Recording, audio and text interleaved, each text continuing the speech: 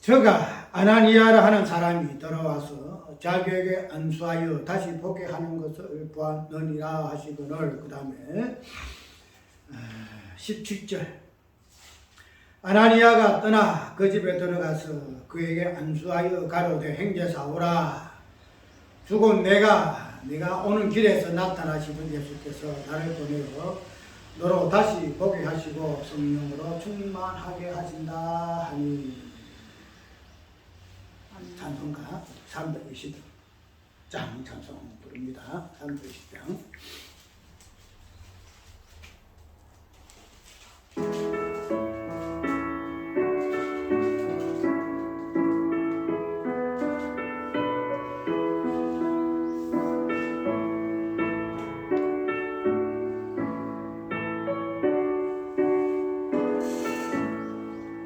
나의 죄를 적게 하사 저희의 일품 삼으신 그 세계의 넓은 사랑 찬송합니다. 나를 이끌 삼으신 주 거신 능력 주시고 언제든지 주 뜻대로 사용하여 주소서. 내 길을 와주시려고 은혜를 하신 주 지혜를 세워주사 넉넉히 있게 하소서. 너를 이끌 삼으신 주 거신 능력 주시고 현재당시 그 뜻대로 사용하여 주소서.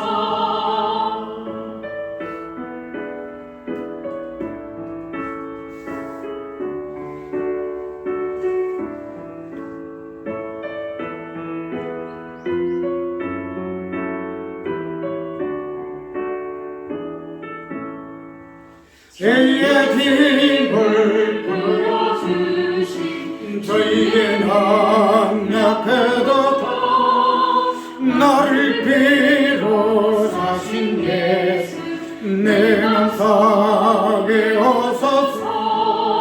나를 이끌 삼으신 주 거신 능력 주시고 언제든지 주 뜻대로 사용하여 주소서. 주님께 성령으로 장만하게 세우사 생명수가 강물처럼 흐르게 하소서. 너를 이끈 삼으신 주 가신 능력 주시고 현재든지 주 뜻대로 사용하여 주소서.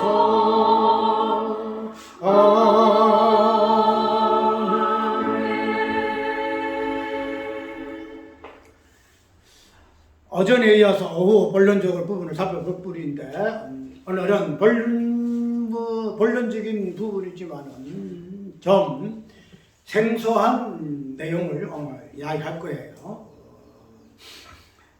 그 단어 자체가 좀 생소한데 오늘 본문의 이후 예배의 제목이 뭐예요? 성령의 세례와 안수 이 부분이에요. 성령의 세례와 안수 이 부분인데 우리가 성령의 세례는 잘 들었죠. 보통 성령하면 세례잖아요. 그 다음에 물세와 불세와 이렇게 나와서 성령의 세례는 우리가 익숙해요. 익숙하고 성경에도 이야기하고 있는데 근데 이 안수 부분은 우리가 생소해요. 암수는 잘 안 해요. 나도 잘 안 해요. 암수를 잘 하지 않는데, 그, 암수라는 이 부분을 우리가 단순하게, 왜요? 그냥 암수한다 하는 요것만 가지고 우리가 암수를 이해했기 때문에 암수의 개념을 잘 쓰지도 안 하고 잘 하지도 안 하고 이래요. 근데 그런 줄 말하면 우리가 목사가 축도하는 게 암수예요. 해중에 대한 축도가 암수거든요. 일일이 개인적으로 암수하는 거 아니고 설교를 듣고 설교를 마지막에 축도하는 걸 선들이 하잖아요. 이게 해중에 대한 암수예요. 우리가 이걸 보통 뭐로 그냥 축도하는데 축도 개념이 그래요. 그리고 보게 되면은 우리가 알게 모르게 하지만은 이 암수를 한다는 거야. 축도도 암수고 마지막에 그 보통 사람들 보면은 설교를 다 듣고도 암수 축도하는 걸 다 원하잖아요. 또 축도 받기를 원하고 그 축도해야만이 복이 오는 것으로 이렇게 이해를 해서 축도를 해요. 그래서 내가 언약적인 관점에서 목사님의 어떤 그 부분에서도 이게 축도를 하거든요. 축도를 하는데 그래서 우리 이거를 목사 보기 축도 요리해요. 이렇게 하는데 축도가 그냥 성경에 사도 바울이가 말하는 마지막에 성부와 성자와 성령의 어떤 요 부분으로 평안하실지어다 하는 부분을 가지고 그냥 하는 것인지는 모르겠는데 우리가 안수와 연결해서 축도는 안 해요. 안수가 축도인 줄 모르고 축도한다는 거야. 그리고 그걸 보게 되면은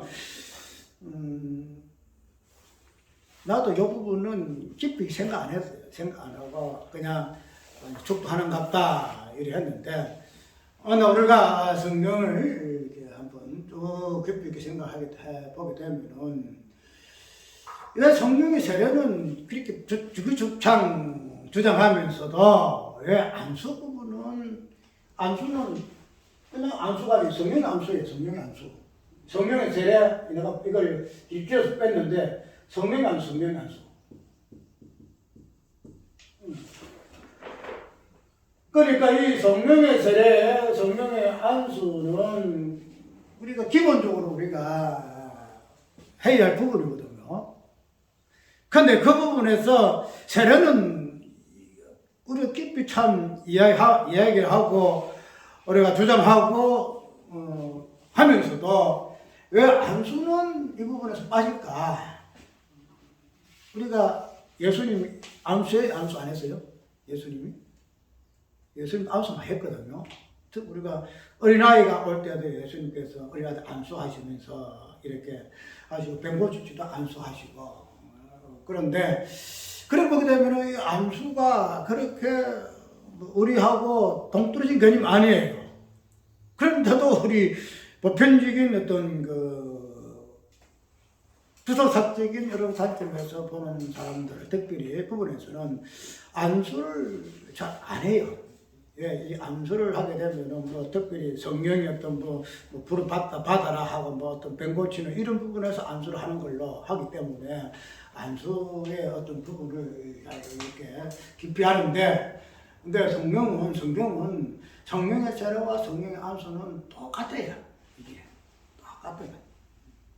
근데 왜 우리가 세례는 이해를 하면서도 왜 안수는 멀리하는가?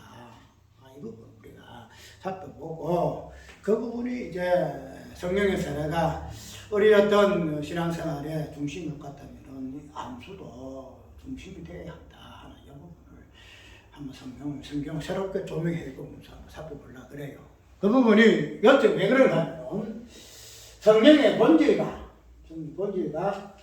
사역의 연합, 본질과 사역의 연합으로서 세례와 안수에 응했다는 거예요. 우리가 여태까지 세례를 성령의 본질적인 부분, 이게 뭐예요? 본질 구원이죠. 우리가 모든 부분을 성도가 교인이 되기 위해서도 세례 받잖아요. 그 부분에서 우리가 구원 받고 안 받고를 이제 표시한다는 거죠. 그러면은 본질적인 부분에서의 성령의 세례는 구원론적 개념이에요. 구원론적 개념인데, 그런데 이 성령의 어떤 사역의 어떤 부분으로서의 부분을 무엇으로 표현하는가 하면은 이 안수로 표현을 해요. 안수로. 이제 그런 부분을 보게 되면 우리가 이 안수가 활성화 안 됐다는 것이. 그냥 안수는 뭐 성령 운동하는 사람들이나, 어디 귀신 장난하는 사람들이나, 어떤 성령의 은사를 강조하는, 그런 사람들만 안수를 한다, 이렇게 생각하고 있는데, 근데 그렇지 않다, 성경은. 성령의 세례는 본질이에요, 본질. 구원론적 관점에서. 그 부분을 우리가 어디서 많이 봐요? 로마서 이야기하고 있잖아요. 로마서 보면은 성령의 세례에 대해서. 그래서 세례를 통해서 우리가 어떻게? 죄로서는 예수 그리스도와 연합되고, 또 의로서도 예수 그리스도와 연합되어지는 것이 무엇이다? 연합되었다. 연합되는 것으로 성령 세례를 이야기하거든요. 그래서 너희가 예수 그리스도와 세례로 합하여 죽으심에 참여하고 부활하심에 참여하고 하는 것으로서 성령의 세례를 이야기해요. 그럼 거기 본질이죠. 구원론적인 본질. 그 부분에서는 성령의 세례를 이야기하고 있는 것이 로마서예요. 근데 그러한 부분에서 우리가 구원론적 관점에서는 성령의 세례를 이야기하고 있는데, 근데 이 구원론적인 부분에서의 성령의 세례가 사역으로 나타나기 위해서는 뭐 하셔야 돼요? 안수가 있어요, 안수가. 이 안수가 없으면은 사역 자체가 활성화가 안 돼요. 우리가 이 사역이라는 이거 자체를 단순하게 구원론적으로만 이해를 해서, 아이고, 우리가 예수 믿고 구원받는 것이 모든 것에 그 의미가 중심으로 있다, 이렇게 이야기해서 사역론적인 관점에서 우리 구원을 이야기를 잘 안 해요. 그러다 보니까 안수 부분이 자꾸 옆으로 빠지거든요. 근데 이 구원이라는 것은 꼭 무엇으로 나타나는가 하면은 이 사역으로 나타나요. 이 사역으로 하다 보니까 어떤 겉으로 드러나는 부분으로서의 성령의 사역하다 보니 부수사적인 개념 속에서의 사람들은 이 자체가 굉장히 껄끄럽거든요. 왜냐하면 성령의 그 나타남이라는 것이 있음으로 인해 가지고 그것이 어떤 귀신의 장난으로 또 비칠 수도 있고, 잘못된 어떤 그 활동적인 부분에서 많은 것을 문제점으로 보여주고 있는 이 현실의 바질 같으면은 그것을 굳이 꼭 강요할 필요가 없다. 그냥 성령의 세례, 운적인 관점에서 우리가 하나님의 일하심만 우리가 생각하고 이야기하면 되지. 그 부분에서 우리가 사역적인 부분으로 우리가 구원을 이야기할 필요가 있노. 그래 함으로 해가지고 사역의 수단이 되어지는 이 안수 부분이 그냥 소홀히 될 수밖에 없는 그 당위성이 없을 수가 없어요. 그래서 성령 어떤 그 은사를 주장하는 사람들이 이 안수가 활성화된 그 이유가 거기 있다는 거죠. 근데 이 구원이란 것은 특별히 성령의 어떤 이 부분은 두 가지의 어떤 개념으로 나오는데, 첫째 세례로서의 구원, 그 다음에 안수로서의 그 사역, 이 부분이 성령의 어떤 나타남에 대한 내용이기 때문에 우리가 어느 하나만 차용해가지고 이것만 우리가 주장해서는 안 된다는 거야. 우리가 성령의 사역도 보게 되면은 성령의 사역은 두 가지잖아요. 성령 열매와 성령 은사 부분이 있다는 거죠. 그러면은 그런 부분에서 성령의 열매는 우리가 부수사 쪽에서 많이 강조를 하죠. 인격적인 부분에서 하고 있지만은 어떤 드러나는 성령의 은사적인 부분에서 우리가 조금 멀리 하잖아요. 이거는 좀 문제가 있다 해서 멀리 하는데, 그러다 보니까 열매로서의 성령의 세례, 그 본질, 또 나타나는 어떤 그 사역으로서의 그 안수 부분이 자연히 이렇게 그 할 수밖에 없다는 부분을 우리가 인정할 수밖에 없다는 거죠. 왜 이 부분이 또 오후 예배에 노력하면 아까 양계대로 성령의 어떤 나타남도 두 가지의 사역으로 나타나게 되어지는데 성령의 세례와 또 성령의 그 안수 부분이 동일한 관점으로 우리가 해석해 볼 것 같으면은 성령의 세례가 따로 있고 성령의 안수가 따로 있다 이렇게 이분법으로 보아서는 안 된다는 거야. 동일하게 성령의 세례가 사역으로서는 안수로 나타나고 안수를 통해서 사역으로 나타나고 이 부분이 똑같다는 거야. 우리가 유대교회와 이방인교회가 그게 그냥 뿌리부터 해서 동일하게 하나의 교회로서 우리가 이해하듯이 성령의 어떤 세례 부분으로서의 구원을 위해 할 것 같으면 성령의 안수 부분으로서의 그 사역도 우리가 구원론지 관점에서 성령의 세례를 깊이 있게 묵상하고 이해하는 관점에서 동일하게 이해해야 한다 하는 것을 우리가 한번 살펴볼 부분이 있다 하는 거예요. 그러면은 아까 우리가 오전에 했던 이 부분 기도와 그 다음에 사역적인 부분으로 우리가 잠깐 살펴보았지요. 사역은 무엇으로 나타난다 그랬죠? 예수께서 제자들에게 마지막 올라가실 때 땅끝까지 증거하라, 제자 삼으라. 이 사역적인 그 내용에 성령께서 이 땅에 제자들에게 약속의 선물로 주실 수밖에 없는 그 약속의 명령에 의해서의 그 약속이 부질 수밖에 없는 그 단성이 거기 있다. 그래서 그 사역의 본질로서는 고난이다 하는 부분을 우리가 사도들이 성령을 받고 제자들이 복음 선포함으로 인해서 고난 당할 수밖에 없는 그런 다양한 모습을 통해서 특별히 또 사도 바울이가 성령 충만을 받고 그 뒤에 보기 의대요. 사도행전 9장 뒤에 보아지게 되면은 이런 부분 나오잖아요.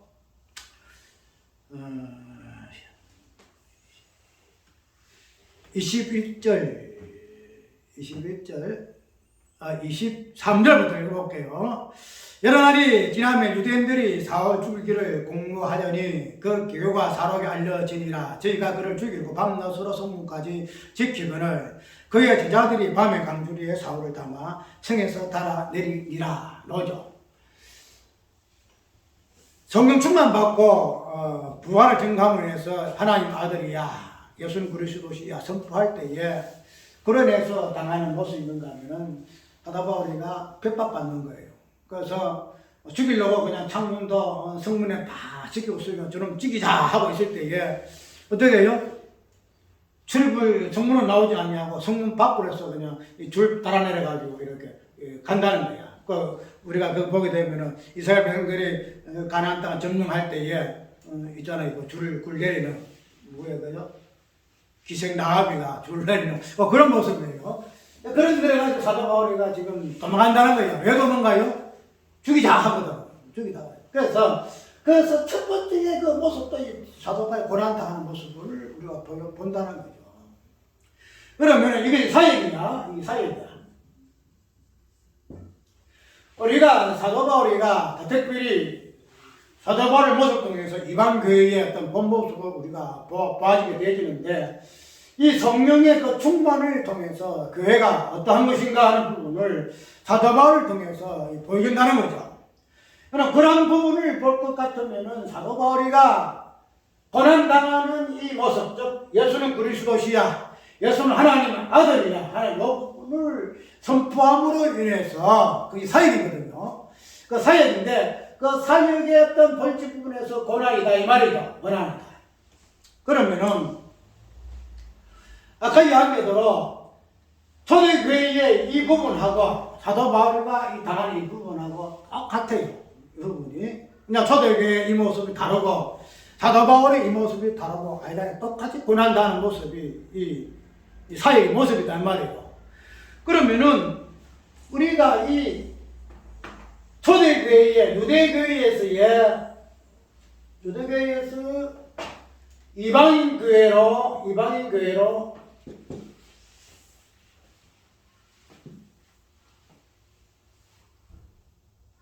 일치를 이루기 위해서 자, 이방교회와 유대교회,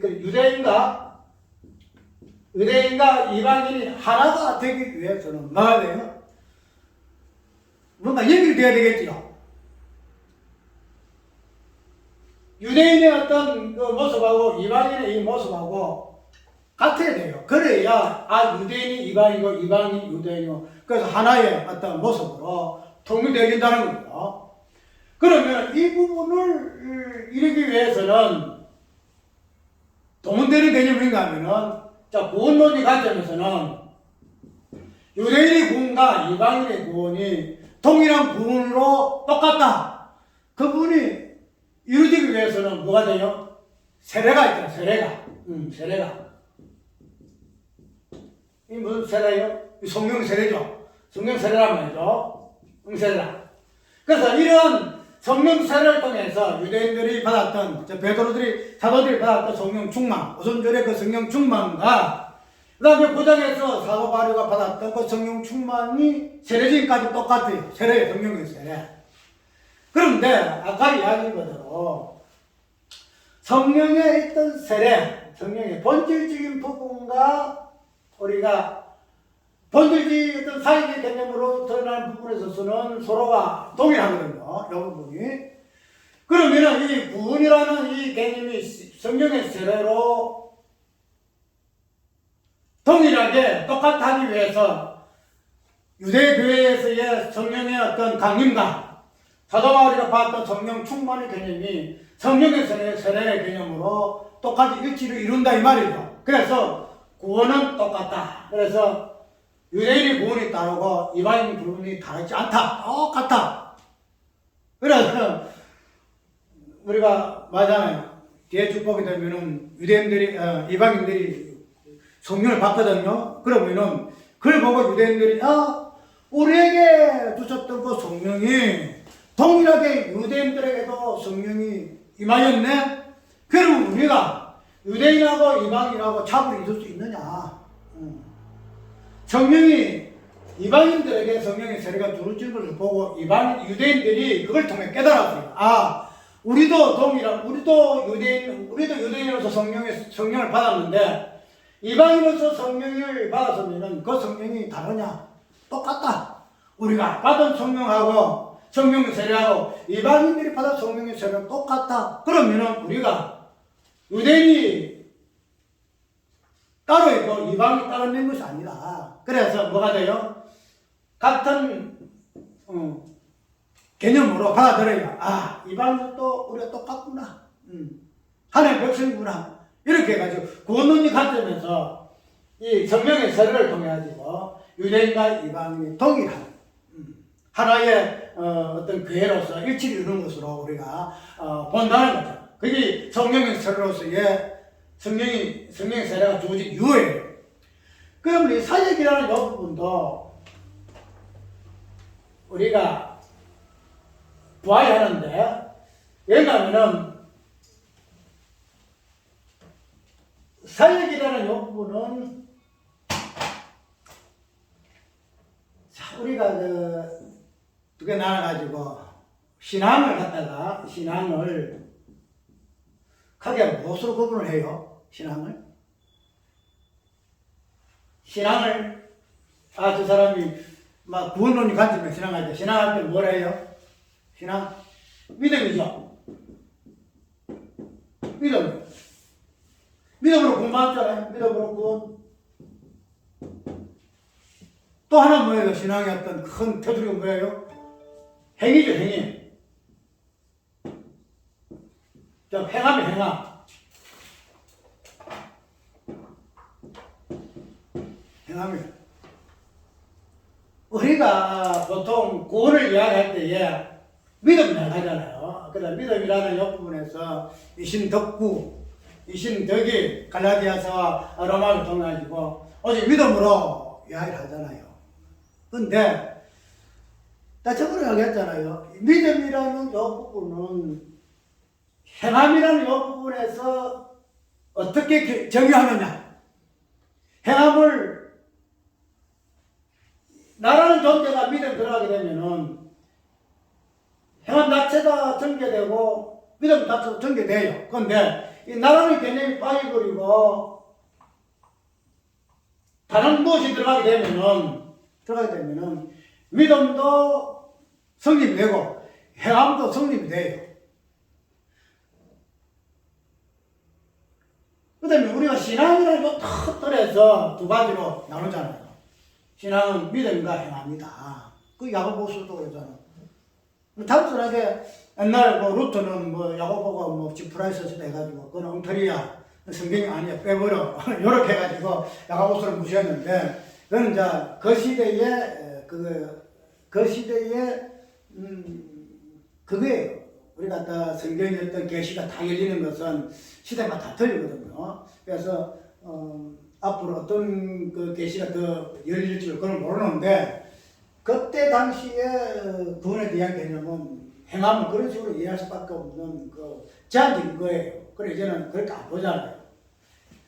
그리고 우리가 이 행함을 내가 지금 해석하는 부분의 행함이 왜 성경에서 말하는 그 행함이 전개되어지고 왜 성경에서 말하는 행함이 믿음이라는 동일한 개념으로서 이해할 부분인가 하는 부분으로 저거 내가 해석하잖아. 그렇게 되면은 구원론적 관점에서의 본질에서는 첫 번째는 믿음이야.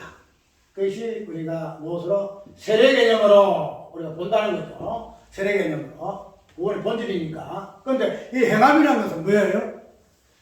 믿음이라는 것은 솔직히 안 보이잖아요. 내가 믿습니다. 이래 하고 지금 저 사람이 진짜 믿는 건지 아니면 밖에 나가서 다니면서 저 사람이 예수 믿는 사람인지 모르잖아요. 근데 그 사람이 뭐예요? 예수 믿읍시다. 전도한다든지 어떤 예수의 모습 나타내게 되면 저 사람이 예수 믿는 사람이야. 보이잖아요. 믿음이라는 이 구원은 본질 구원은 안 보여요. 내 속에서. 그런데 그런 믿음이 행함으로 즉 사역으로 나타나게 되어지게 되면은 뭐예요? 저 사람이 예수 믿는 사람이야. 전도하는데 저 사람이 예수 안 믿는다고 부정할 사람 누가 있어요? 자, 그게 이제 뭐예요? 사역. 행함이 사역이라. 행함 사역이라. 그 다음에 우리가 이때까지 그냥 본론적으로 보아서 믿음만 이야기해가지고, 그죠? 세례만 이야기해서 믿음, 성령의 세례만.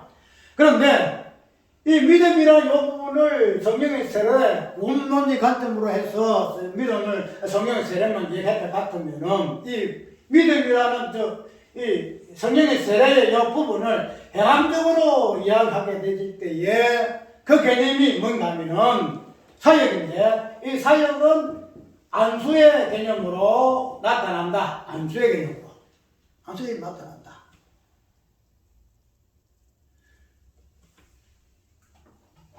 여기에서 우리가 왜 안수의 개념이 나타날까? 기본 틀은 그래요. 믿음과 행함이 이렇게 나타날 수밖에 없다는 거죠.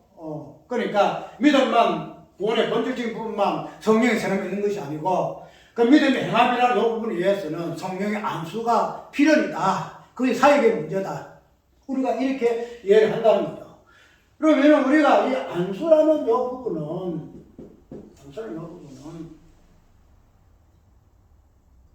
뭐예요?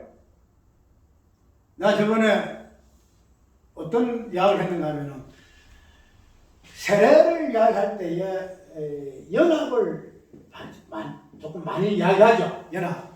그래서 성령께서 우리와 예수 그리스도가 연합을 지킨다. 이 연합을 할 때에 연합에서 꼭 나오는 개념이 뭔가 하면은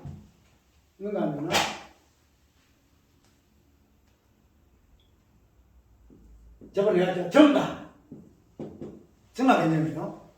연합으로 말하면 연합될 때에 여기에서 이쪽으로 넘어간다는 거예요. 연합한다. 그래서 예수와 우리와의 성령을 소년 동안 연합될 때에 예수께서 또 모든 것들이 우리에게 전가되어진다. 이렇게 이해를 했죠. 그래서 성령의 연합에서는 전가 개념이 있어요. 근데 내가 여기에서 나는 더 좀 깊이 있게 이 부분을 설명하기 위해서는 전가보다도 뭐라고 이야기했죠? 전가보다도 전이. 전가는 여기에서 여기. 그러니까 딱 떨어져 있다가 이게 너만의 경과거든요. 그런데 전이는 똑같은데 이 안에서 지금 움직이는 거예요. 이 안에서 그냥 이 전체에 이게서 많이 퍼지는 거야. 이 전이야, 이 전이. 내가 그림을 잘 못 그리기 때문에 이 설명 잘 못하는데, 전과는 여기에서 여기 그냥 딱 떨어져서, 그러나 전이라는 것은 따로 있는 거 아니에요. 동일한데 여기에서 여기까지 그냥 확 퍼지는 거. 우리가 내가 설명했잖아요. 암을 내가 하나의 예를 들었잖아요. 이 암이 심장에 있다가 폐로, 머리로 확 퍼지는 것을 우리는 전과를 아니잖아요. 그게 전과를 굉장히 많죠. 전이라 이래 이야기해요. 왜 전이를 쓰는가 하면은 예수 그리스도 우리는 따로 있는 것 존재가 아니었다. 따로 있는 거였다. 창세전에부터 이미 한 몸이었다. 하나였다. 근데 창세 후의 개념 속에서만 예수 따로 우리가 있기 때문에 전과 개념이 보여지는데, 창세전의 개념으로 창세전 우리 예수 그리스도 안에 있는 존재였기 때문에 이로써 보게 되면은 전과 아니고 전이가 정확한 개념이에요. 전이. 그러면 이 전이라는 요 개념 속에서 우리가 볼 수 있는 뭔가 하면 전이 아까 성령을 통해서는 연합이죠. 연합인데 우리가 성령을 통해서 연합되는데 이게 연합이라는 이 부분은 세례를 통해서 연합되죠. 그러면 예수의 모든 것들이 구원론이 관점에서 우리에게 전이 되어지는 거예요. 그러면 우리는 죄도 우리에게 전이가 돼요. 우리의 죄가 아니고 예수 그리스도에 있던 그 죄, 본질적인 죄의 근원으로서 그 죄, 죽지 않고 살리라는 그 죄가 아니고 죽으면 살리라 하는 그 죄가 우리에게 전이가 되어지는 것이 성령의 연합이거든요. 그러면은 그러한 연합을 무엇으로 우리가 연합되어지죠? 세례를 통해서 연합이 되어진다는 거예요. 세례를 통해서 연합되어진다는 거죠. 그것이 본질 부분이거든요. 그러면은 성령의 세례의 부분을 통해서 구원이라는 이 부분이 전이가 되어져서 우리가 그렇게 되겠다 할 것 같으면은 이런 본질이 아까 뭐거든요? 안수라는 요 행위를 통해서 뭐가 돼요? 우리에게 전이가 되죠. 세례를 통해서는 본질적인 부분이 뭐예요?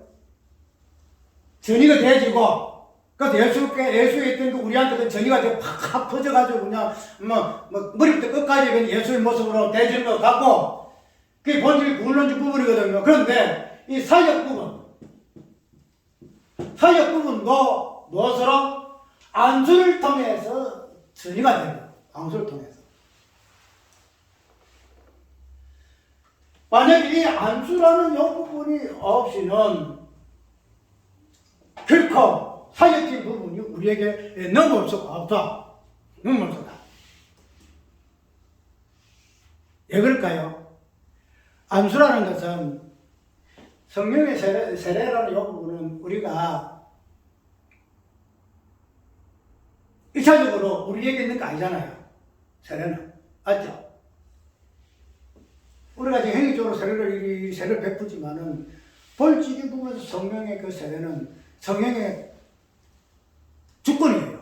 독단지 주권. 성령, 우리가 그냥 이래 하고 싶고 하고 저래 하고 싶어서 성령의 세례가 임하는 거 아니에요. 성령이 그냥 원하신 대로 성령이 임하시는 것, 성령의 세례 임하시는 것이 성령의 그 특별한 주권이거든요. 그런데 이 안수라는 이 부분은 본질 부분에도 그렇게 했지만 안수라는 이 부분은 뭐예요? 성령의 어떤 주권적인 부분을 중심으로 해가지고 사람과 사람과의 관계에서의 행위예요. 사람과 사람과의 행위에서. 그래서 우리가 성령의 세례를 성령의 안수라고 표현을 안 한 이유가 거기에 있어요. 성령의 세례는 그냥 우리 사람이 관여 안 해도 구원의 본질적인 부분이기 때문에, 본질이거든요. 이 부분은 본질적인 부분이기 때문에 하나님의 독단적인, 성령 하나님의 독단적인 행위예요. 성령 세례는. 그런데 성령의 안수는 어떻게 이루어지는가 하면은 사람과 사람의 그 관계성에서 이루어져요. 이 부분이. 그래서 안수는 누가 해요? 서로가 하지요. 목사가 성도들에게, 성도가 성도들에게 이렇게 해요. 그 안수예요. 그리고 우리가 안수를 잘못 이해해가지고 안수는 목사만 한다 이런 이야기 하잖아요. 그게 아니에요. 목사만 축도한다 이게 아니에요. 그걸 이렇게 들으면은 목사들이 한정할 거야. 응? 지금 목사가 미쳤나? 응? 축도권이 누구한테 있는데 목사한테 있는데 설교도 목사 껐는데 강도도 목사 있는데 그거 아니에요. 사역적인 부분에서 뭐예요? 안수가 필수 요건이 같으면은 사역은 목사만 사역해요? 아니에요. 이 부분을 우리가 성경을 이야기해서는 아까 얘기했던 참 지체라는 말을 왜 성경에 그렇게 몸이라는 부분을 왜 그렇게 잘 표현했는가? 몸의 그 개념을 다 풀어줘요. 몸의 개념. 몸은 뭐예요? 각지체잖아. 각지체는 각지체가 지체 스스로가 절대 일을 못해요. 왜가요? 눈이 그냥 있다가 눈 스스로가 역할을 해요. 눈은 다른 몸의 어떤 기능을 통해서 눈의 역할을 해요. 손도 마찬가지. 그걸 특히 보려면 머리죠, 머리 어떤 그걸 중심해가지고 각 지체마다 이 기능이 풀리잖아요. 그러면 그런 부분들을 받아가지고 각 지체가 서로 연합하는 거야. 손의 역할을 통해서 눈이 하고, 눈을 역할을 돕고, 또 발의 역할을 통해서 손의 역할을 돕고, 그러면은, 아까 얘기한 대로, 각 지체의 관계성. 그 관계성을 이루는 것이 뭔가 하면 안수예요, 안수. 아까 얘기한 대로, 지금 아주 목사가 성도에게 안수한다 싶시다. 안수하죠. 그러면은, 목사가 성도에게 안수하는 이 자체를 뭐예요? 목사의 어떤 기능을, 목사의 어떤 이 부분을 안수받는 자에게 전가시키는 거예요. 전가시켜요. 그렇게 되면은 우리가 목사만 이 부분을 가지고 있을 것 같으면은, 만약 목사만 안수권이 있다. 그럴 것 같으면은, 각 지체에 어떤, 만약 10개의 지체가 있다. 그럼 목사만 안수권이 있다. 그러면 이거요. 목사 하나만 한다는 거. 지금 눈이 목사다. 그러면은 이 눈의 목사였던 이 기능만 하면 각 지체가 막 이렇게 잘 움직여가지고 일을 할 수 있다. 그게 아니잖아. 눈이 아무리 잘해도 입의 역할이 없으면은 눈 역할 못해. 그러면은 각 지체마다 서로가 그 은사를 나눠주는, 목사는 목사의 은사를 나누고, 집사는 집사의 은사를 나누고, 교사는 교사의 은사를 나누고, 이런 부분들을 나누는 것을, 행위를 뭐 한다? 안수라는 행위다. 안수라는 행위다. 그래서 우리가 그린도교회 초대교회 보아지게 되면은 각 지체들마다 뭐 베드로는 그 사도들은 사도들대로, 복음 전하는 자는 복음 전하는 자들대로, 선지자는 선지자대로, 목사와 교사는 교사대로 다양하게 각 지체의 어떤 분야들이 서로가 주고받잖아. 서로가 주고받으면서 그냥 그것이 어떤 인간의 어떤 그 관계성에서의 안수라는 개념으로 표현되어지고 있다 하고 이렇게 이해를 하면 된다는 거죠. 근데 그런 부분에서 우리가 그냥 어떤 행위적인 부분에서 뭐 그 안수라는 부분을 그런 식으로 해석을 해서 무슨 할 수 있다 하는 부분을 우리가 보게 내리게 되면은 그런 부분으로서만 그런갑다 하게 되는데 그게 되지만은 아까 얘기한 것대로 우리의 그 성령의 어떤 세례라는 이 부분, 구원이라는 이 부분은 믿음이라는 이 부분하고 행위라는 이 부분이 결코 뚫어질 수가 없다는 거. 겪어. 믿음 하나만 가지고 되어지는 거 절대 아니다는. 믿음 안에서의 행위가 어떻게 믿음으로 드러나는가. 이 부분은 서로가 어떤 부분이 접촉되어져야, 서로가 연결되어져야만이 우리가 구원이라는 이 부분들이 정리가 되어진다는 거죠. 그렇게 얘기 위해서는 우리가 믿음만 때가 강조했던 부분이 아니라는 거야. 행위라는 이 부분이 우리가 사역적인 부분에서 우리가 볼 것 같으면 이 사역이, 행위가 이 부분이 무엇으로 안수라는 이 개념 속에 이해되실 것 같으면은 우리가 안수를 어떤 특별한 특권으로 이해를 해서 목사만 할 수 있는 것이고 어떤 특별한 직분만 할 수 있는 것으로만 해서는 안 된다는 거야. 우리가 여기 봐주게 되면은 사도 바울이가 이제 기도하고 있을 때에 예수께서 어떨까요? 아나니아에게, 아나니아야, 내가 너에게 집가로 보낸다. 집가로 가게 되면은 거기에서 기도하는 바울이 있을 것인데 그에게 가가지고 안수해라, 안수해라. 이리 이야기하잖아요. 12절에 저가 아나니아라는 사람이 돌아와서 자기 안수하여 다시 보게 하는 것을 봤느니라. 환상 중에 사도 바울이 환상을 봐요. 그 환상이 뭔가 하면은 어떤 사람이 와서 자기 안수하는 걸 보거든. 그게 아나니아야. 미리 안수하는 환상을 지금 보는 거야, 사도 바울이가. 그것을 예수님께서 아나니아 이야기하는 거야. 사도 바울이가 네가 가가지고 사도 바울에게 안수하는 것을 환상 중에 지금 보고 있다. 그러니 너는 그 환상 그대로 사도 바울한테 가가지고 안수해라. 이렇게 이야기하고 있다는 거죠. 자, 지금 성령의 어떤 그 충만성을 우리가 아나니아는 사람을 통해서 뭐예요? 성령 충만을 받겠죠? 받았네, 성령 충만.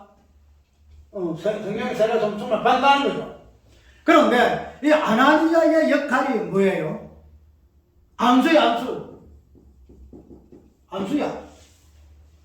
그냥 기도, 그냥 가가지고 그냥 뭐라 하면 우리 뒤에 쭉 보게 되지면은 베드로가 그렇고 어떤 설교학 때에 이방인들에게 성령 임하는 그런 게 나와요. 그 13장에는 보는데 베드로가 설교를 막 해요. 예수 그리스도 무엇인가.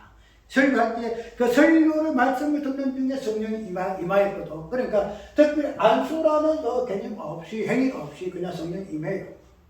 그게 임하는데 오늘 이 바울이라는 이 입장에서의 이 부분을 보게 되게 되면은 왜요? 이 안수라는 이 개념이 성령 충만한 어떤 동일한 같이 아나니아라는 인물 속에서 이 부분이 보인다 이 말이죠.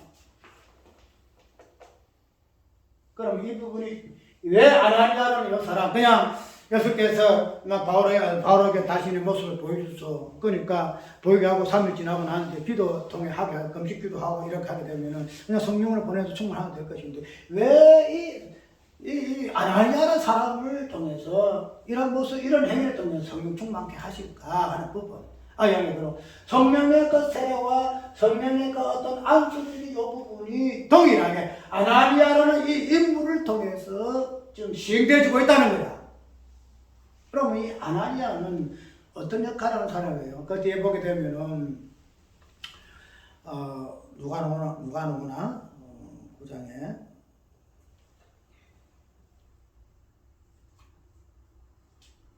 그저 26절에 빠지게 되면 이런 내용이 나와요. 자, 사울이 이제 예루살렘 가가지고 뭐라 그래요? 나도 이제 예수 믿었다. 나도 복음 전하는 자야. 이래가지고 예루살렘 누가 있어? 사도들이 있죠. 사도들이 있어가지고 그들과 좀 사귀려고 올라가는데 이 예루살렘의 그 사도들이 볼 때는 이 희한하거든. 자기를 잡아 죽이려고 하던 놈이 저는 예수 믿는다고 자기들과 같이 이제 나도 사도야. 나도 복음 전하는 자야. 이렇게 지금 하려고 하니까 그것들이 용납 안 해요. 저 사람은 우리가 달라. 저 사람은 예수 믿는 사람은 우리가 핍박한 사람 아니냐. 그럴 때에 누가 중재에 나서요? 바나바라는 인물이 딱 나서요. 등장해가지고 아니다. 이 사람 전에는 대작자 해방자 포용자나. 이제는 이 사람이 예수 이름을 전한 사람이다. 예수는 하나님의 아들이요 그리스도 전문가 내가 들었다. 그리고 이걸 합증하는 것이 성령의 세례다. 세례를 받는 거 내가 보았다. 이 부분은 뭐가 바나바가 중재를 해요. 중재. 예루살렘 그 사도에 중재하네요. 그때부터 뭐라고 해요?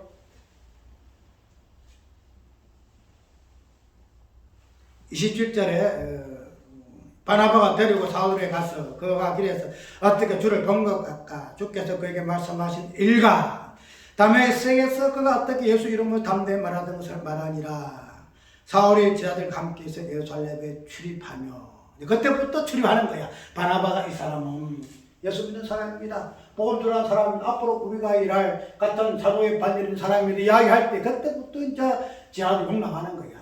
쉽게 말하면 중보자 바나바가 이런 부분을 앞서가지고 이제 이 아나니아라는 이 사람이 성령의 어떤 세례와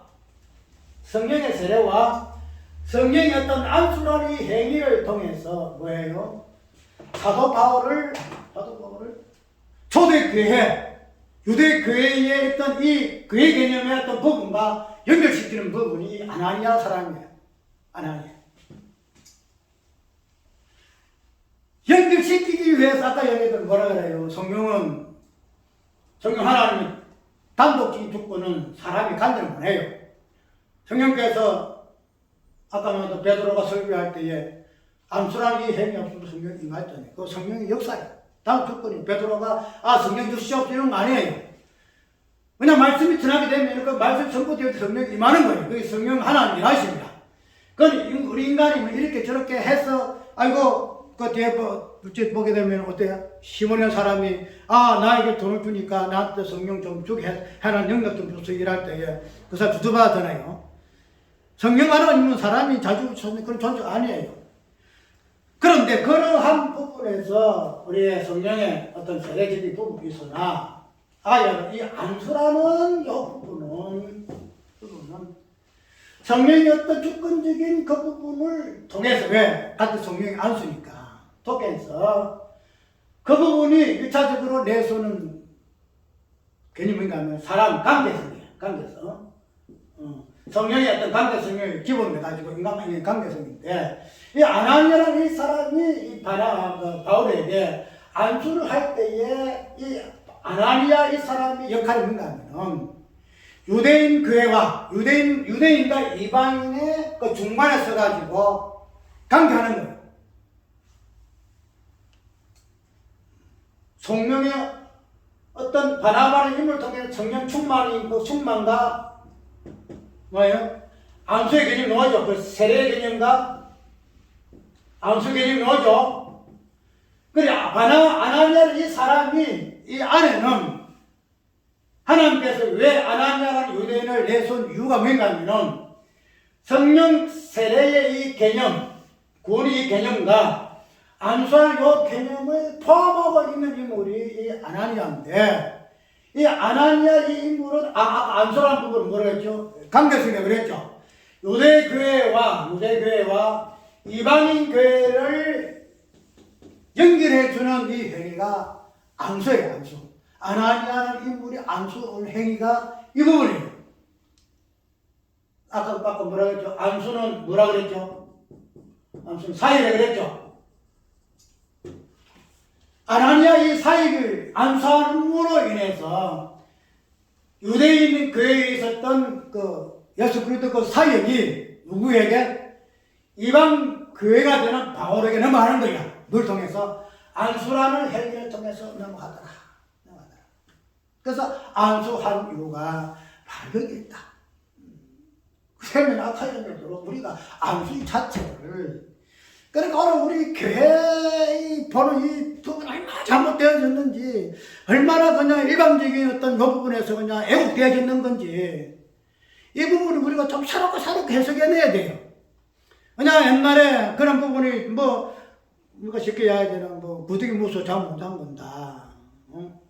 우리가 보통 이단들이 많이 쓰는 이름이 있죠. 이단들이 새 예루살렘상 이 초석 그 부분에서 새 예루살렘을 잘 안 쓰잖아요. 그 예루살렘 교회라 새 예루살렘 교회라 쓰는 이름을 써가라 하는 전도사님 야 좀 이단성이 있어가지고 내가 그게 무슨 이단식이냐. 그 예수로 바로 세계로 살고 마지막에 구원의 성취가 세계로 살렸는데 그 전부 다그 이단이 그 사고 앉았다 해가지고 그 쓰는 것을 거부함을 느껴. 특별히 베레야 이 누구야 그저 김기동인가 베레야 그 성표 있잖아. 그 베레야 마주야 그 날마다 성경 이런가 그냥 무조건 아멘이 아니고. 그런 우리가 좋은 것을 있는데도 그냥 거기 잘못되어졌다 그냥 쓰니까 우리는 그래 오해봐서는 안 돼. 오해봐서는 안 돼. 이 오해받는 것을 그리 싫어해가지고 그 좋은 거 다 그냥 제껴놓는 거야. 아니야기로 안수라는 요 부분이 그냥 잘못된 부분이 많아요. 잘못된 그 특별히 그냥 신사도 운동하는 사람도 있잖아요. 옛날 그런 것 같아 그냥 사도가 뭔가를 모르고 의사가 뭔가를 모르고 날뛰는 그런 사람도 있잖아. 그런 사람들이 행하는 것이 안수이기 때문에 우리가 안수는 그냥 삼가해야 돼. 그래서 알고 모르고 축도하는지 그건 모르겠는데 축도하는 행위 자체가 안수예요. 그러면 그런 식으로 안수가 그러면 몰라 축도해야 돼. 내가 당신 몰라 축도하라. 그 내가 이거는 당신 그 축도하는 이유는 알고 축도하나? 뭐 때문에 그 축도하는데. 근데 다른 사람이 어떤 설교를 해서 내가 또 대구도 어디야 안성거도 축도하는지 그건 모르겠는데 또 축도마이는 중에서라도 안수의 본질 부분을 알고 하는 것이 목사의 맞은 축도를 같으면은 이제는 그러한 목사의 어떤 그 요새 행위로서의 축도하는 것으로만 그치지 말고 성경에서 말하는 성령의 세례와 그 성령의 안수가 성령의 어떤 부분에서 특별히 믿음과 행함의 이 부분에서 어떻게 연관성이 있는 것으로 폭넓게 해석을 해서 좀 이야기 좀 하자. 이야기해가지고 그런 부분이 향함으로 인해서 우리는 다 안수한다 가지고 그 사역적인 부분을 되지는 아니더라도 그 우리가 성경의 기본의 어떤 무엇으로 이루어지는 원리적인 부분을 우리가 알아야 될 거 아니냐. 다 우리가 암수한다고 귀신 쫓아나고 암수한다고 병나고 이런 건 아닐 것이다. 그런데 그거는 성경의 원리는 그렇다. 그 나타남의 성령의 어떤 일하심의 뜻에 따라서 다양하게 나타나겠지만 그런 부분을 우리가 염려해가지고 이래서는 되고 안 되고 해서는 안 된다. 우리가 원리적인 부분을 직접 밝혀내자. 옛날에 그런 부분이 껄끄럽다 해가지고 우리가 그렇게 하게 되면 좀 밸런스럽게, 애벌스럽게 한다는 식으로 오해받을까봐 사무에서는 그런 거를 이제 하지 말자. 그런 거 하지 말고, 이제는 마지막 때다. 마지막 때가 되었으니, 이제는, 성령께서 말해가시면 따라서 말을 해라. 성령께서 나타나시면 따라서 나타나게 행동하라. 그래 보게 되면 이제 옛날에 숨겨두었던, 꽁꽁 그냥 묶어두었던 여러 부분도 좀 끄집어내가지고, 과연 그러한 거 하는 거랑 같은 성경을 새롭게 해석하는 행위가 우리에게 있어야 되지 않겠느냐. 내 입장이 그러면은 우리가 안수라는 부분도 단순하게 어떤 이런 나타나는 이런 부분 아니고 본질적인 부분에서 성령의 세례와 직접적인 믿음의 본질적인 성령의 세례와 연관된 부분으로 사역의 부분으로서 안수 행위 있기 때문에 우리가 그거는 옛날 초대교회 때의 행위다. 초대교회 지금 보는 바울이가 아나니아가 그 초대교회 아니냐. 그러니까 그럼 초대교회 다 돌아가. 초대교회가 자기는 지금 몰라 교회해. 지금 몰라 당연히 지금 교회 무슨 교회 이름 더 있어. 나 초대교회 그 교회를 가게 되면 그거 얼마나 할 수 있는데 그냥 지금의 교회 현대교회 하면서 그렇게 그냥 거부감을 같으면은 그냥 때려쳐. 때려쳐.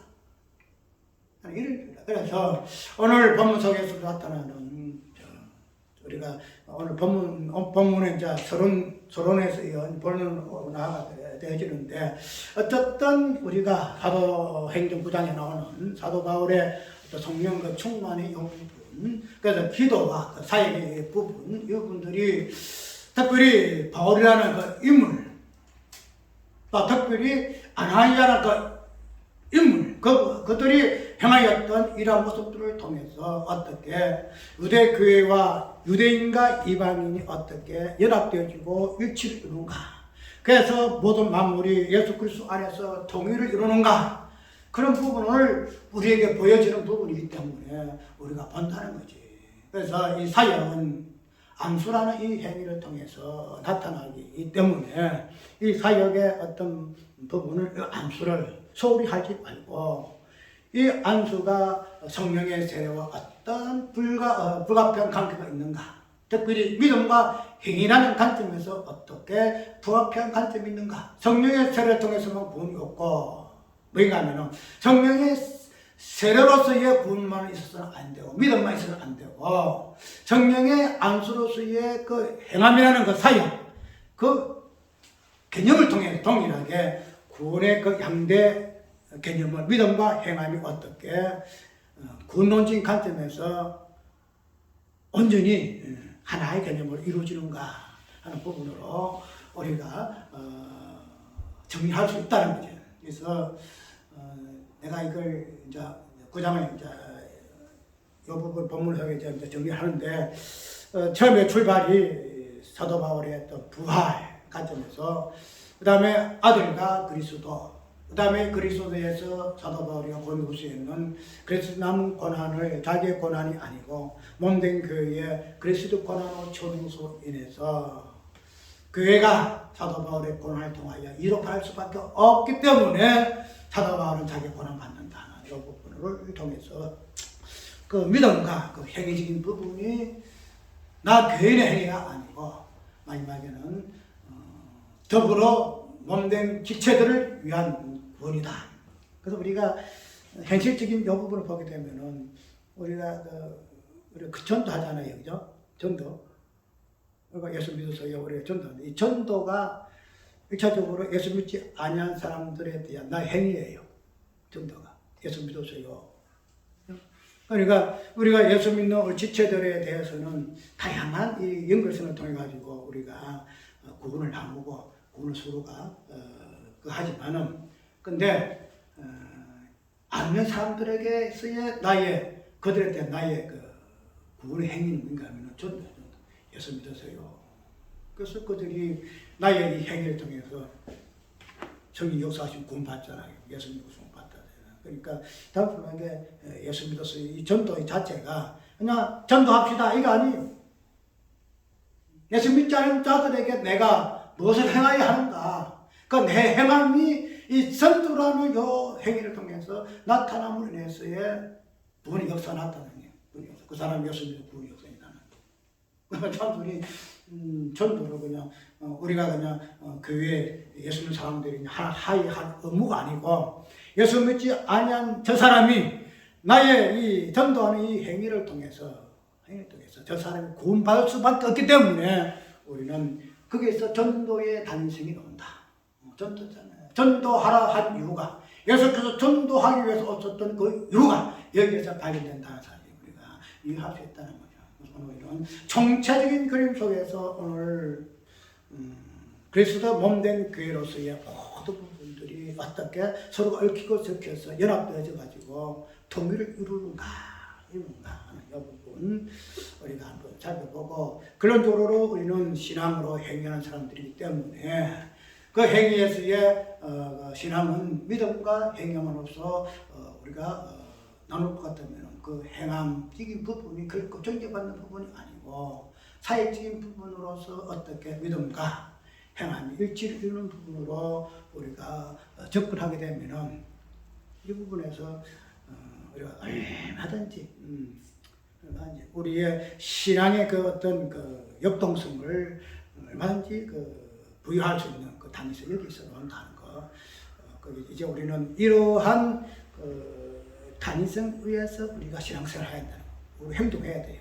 내가 기도하든지, 내가 말씀드리는 봉사하든지, 내가 무엇을 하든지, 주께서 나에게 말씀하시는 그 말씀의 권면대로, 교훈과 명령대로 내가 신앙생활을 하는 것은 내가 이러이러하기 때문에 내가 신앙생활을 합니다 하는 이런 부분에서 내가 믿음과 행함을 일치시키는 그런 것으로 우리의 신앙의 행위의 그 정체성을 새롭게 정립하는 우리가 되지고 이런 것들을 본질해서 퍼뜨려 행하여 나가는 우리가 되어지기를 주의 이름으로 축원합니다. 단순과